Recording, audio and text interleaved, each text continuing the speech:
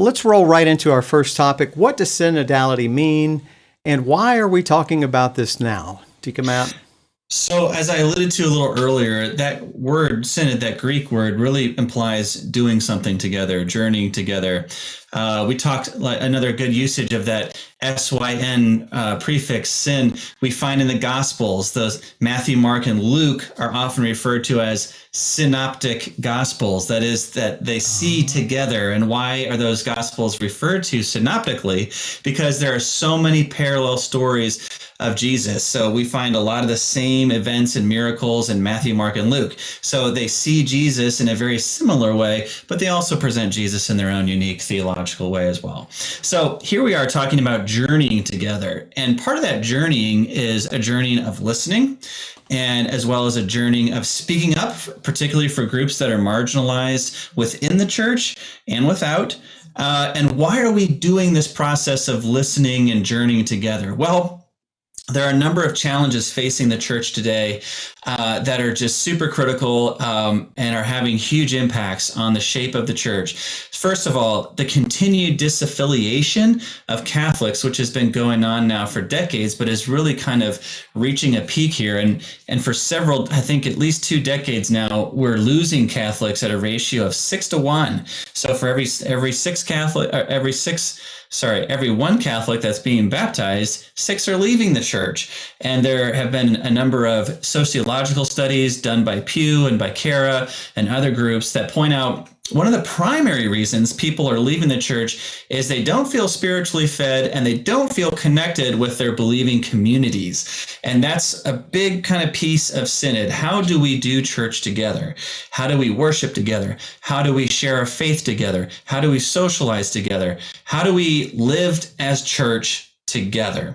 Another reason and another kind of challenge facing the church today, another reason for the synod, is there's a lot of divisiveness going on in the church. There's divisions over, what people think about Pope Francis. There's divisions about the church's stance on COVID, too weak, too strong.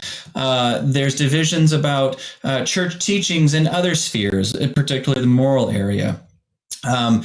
Another big challenge facing the church today is within the church itself and within the sort of structure of the church, how the church has tended to operate, which is, and I'll borrow a phrase from James Mallon in his book, From Maintenance to Mission, we've been in kind of maintenance mode, where the church has really just kind of kept the lights on, kept the status quo, and has not been super quick or super eager to go out of its comfort zone and try to meet not only its parishioners out in the community, meet them in different ways, engage them through faith in different creative ways, and encourage them to do the same in the community and in their homes, but also to go out of their comfort zone, just to try something different.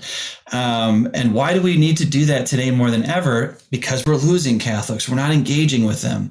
We're not meeting them where they are. Another word for that is encounter. So we're talking together. We're going to listen together. Dioceses, as Steve will point out in his piece, are already in this process of practicing synodality leading up to the 2023 synod, because it's so necessary that the church really wrestles with these key issues I just mentioned. And the only way we're going to wrestle them is if we do it together.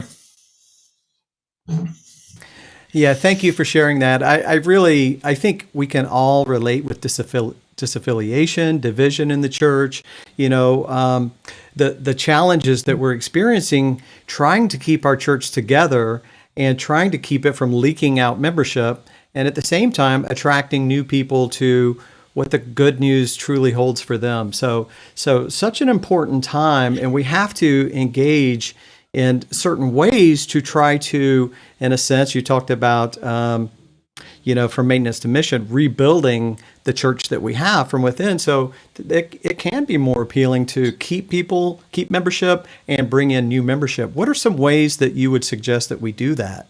Right. So these are ways that the Synod is going to suggest to the global church. And these are actually some of the objectives of the synodal process. That's a great Scrabble word, synodal. Listening, which is an art form. And if you do it really well, let me know what you're doing, because I struggle to listen. As a minister in the church, I listen to a lot of people. As a husband, I listen to my wife, or I like to think I do. And as a dad, I listen to my children. But a lot of times that listening is more hearing and more kind of thinking about what I'm going to say, and not really trying to build on what the person is saying to me, that's more dialogue. And that's what Francis wants to get practiced in and become really apprentices of, is how do we dialogue, for example, in a parish, across ministry offices, across leadership, from those leadership positions to the people in the pews. How are we really dialoguing and not just talking at people? Another important practice that the church wants us to really re-engage with and renew with fervor is reconciliation. And I don't just mean making sure we go to confession, although that's always important for our spiritual well-being and the well-being of the church. But this synod didn't just drop out of the sky, out of nowhere. It wasn't created in a vacuum. If you look at what precipitated it, and not just the challenges that I mentioned, those sociocultural challenges right now facing the church, but look what's been happening inside the church over the last few decades as well. What's been brought forth has been the clergy abuse crisis, which really rocked the church to its core. And what else it did besides showed us that evil can really penetrate into the church when people don't practice virtue and aren't going to those sacraments, particularly the sacrament of reconciliation, and drawing on the grace of Christ. People can be led astray in terrible ways, and terrible things can happen because of it. But to heal from this, the first thing we need to do is what? Reestablish trust with people in the church. And that's from leadership to people in the pews. And that's people in pews amongst themselves, and from Catholics establishing trust with people outside, quote unquote, outside of the church, people who are not Catholic.